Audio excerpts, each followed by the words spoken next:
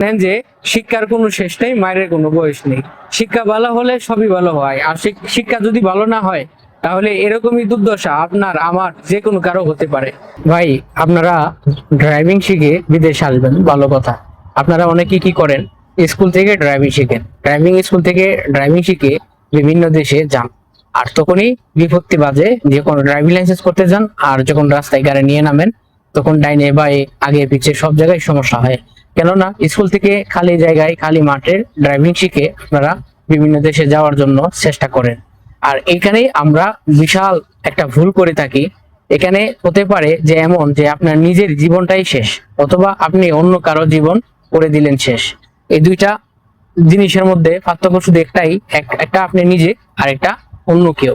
এটা আমি আপনাদের সাথে শেয়ার করছি কেন, দেখুন কাল সন্ধ্যায় আমি এখানে এসেছিলাম, আসার পর ভিডিও তৈরি করতে এসেছিলাম, দেখলাম যে একটা অ্যাক্সিডেন্ট হয়েছে, দুর্ঘটনা, যেখানে ড্রাইভার স্পটেই মারা গিয়েছে।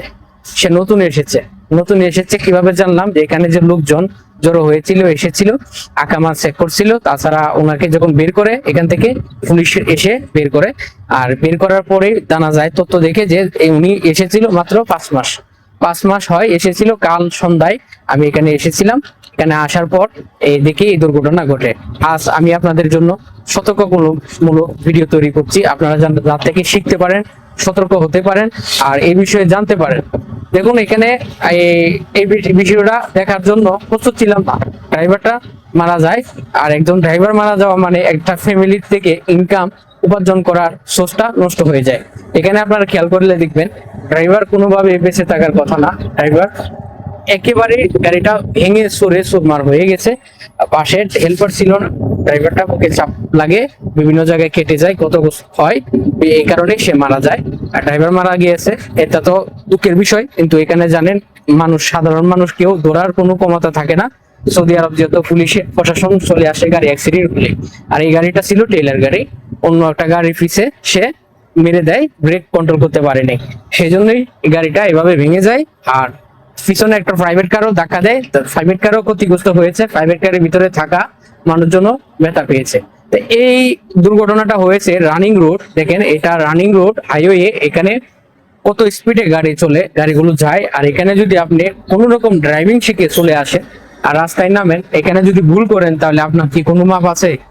কোনোভাবে আপনি বাঁচতে পারবেন?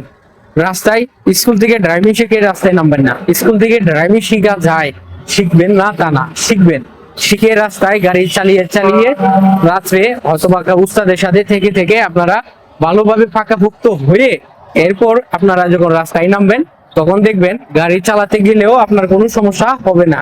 আপনি উস্তাদের কাছ থেকে ভালো মন্দ সবকিছু শিখে নিয়েছেন, আর এই শেখার কারণে কিন্তু আপনারা জানেন যে শিক্ষার কোনো শেষ নেই, মায়ের কোনো বয়স নেই। শিক্ষা ভালো হলে সবই ভালো হয়, আর শিক্ষা যদি ভালো না হয় তাহলে এরকমই দুর্দশা আপনার আমার যে কোনো কারো হতে পারে।